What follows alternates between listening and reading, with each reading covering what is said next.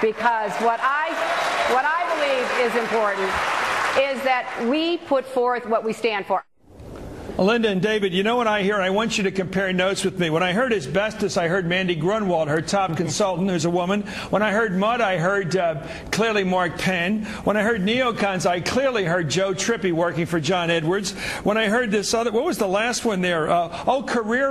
Capable politician. Was that David Axelrod really speaking there, channeling through Obama? David, I know you're not as cynical as I am, but I keep hearing the voices of the consultants, not the candidates. Well, you know, but that's an interesting point, and I think that that's right. And I don't know that these debates have yielded real personal insight moments where you really get a sense of personality. And maybe it's because there's too many candidates on the stage. But I do think that these debates for voters are about some of these gut check responses, about how they make you as a voter feel. And so I do think that any kind of canned line sort of detracts from that. I give Hillary credit on this score. Remember her line to Campbell, our old colleague, when she said, well, when you say this was an all-boys club, what do you mean? And she just sort of looked at her and said, now, Campbell. You know, I mean, that's speaking to a lot of women. That's more of a genuine moment. Yeah. You know what I mean? But I think that's some of these others... You think that's the real thing, the genuine article, when you see that? Yeah, that one struck me as more genuine than some of these others. Let me go to you, Linda. I guess I've watched this for so many years, but I do hear the personalities of the other people here. It's not just the personalities on stage, it's these other personalities. I don't think John Edwards ever used the word neocon until he met Joe Trippi. I mean, I just hear, when I hear asbestos pantsuit, first of all, no male advisor would ever recommend any joke about a woman's garb. It takes another woman to do it. So I'm thinking, Mandy, I'm just trying to figure this thing out, but that pantsuit line was so clearly a canned line.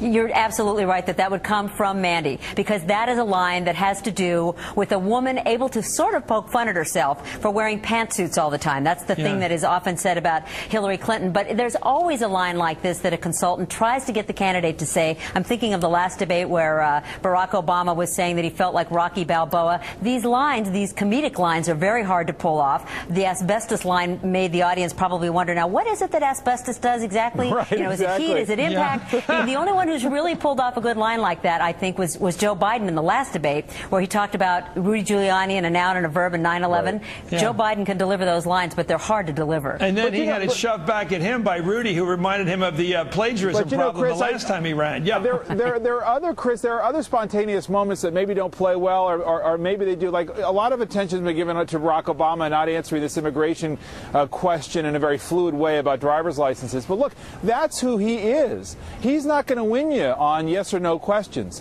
He needs some open playing field to unwind a little bit. That's his presentation. I think people are going to look at that and say, yeah, I like that.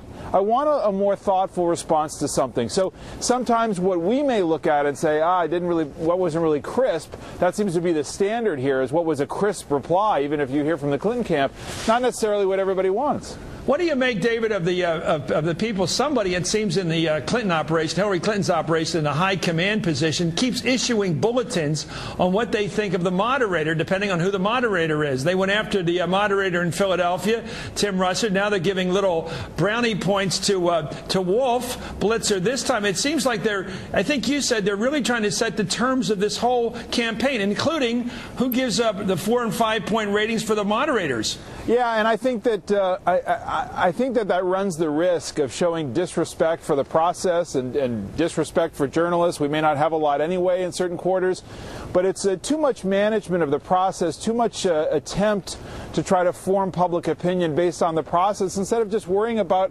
performing. I agree. I think there's also, David and Linda, Linda first, I think if you look at the Hillary Clinton operation, here's an amazingly gifted politician who gets better all the time, Hillary Clinton. But yet she seems to go too far, planted questions. Clearly the audience is triggered to give certain kinds of boos to the other guy, especially Edwards the other night. So much of this, having somebody call up the Drudge Report and say what they think of the moderator, depending on how well they did that night. So much control here. Will the voters care? Well, I think the voters will care if it's really revealed, if you actually can see the hands of the puppeteer behind this operation, if you can actually trace the planted question. And there was a pretty good line of following that one through. The booing was very interesting last night. It wasn't just John Edwards. Barack Obama was also booed. He was sort of startled when he compared her to Mitt Romney. They immediately booed. And there certainly is going to be a question about whether that was spontaneous. Did they not? Is it actually now risky to attack Hillary Clinton? Can I vote? Anybody who boos on Peruvian trade deals and has enough emotion to boo that one clearly was prepped. Why would you boo about Peruvian trade in Nevada? Anyway, thank you. Great guest. Thank you very much, David. As always, thank you, Linda Douglas.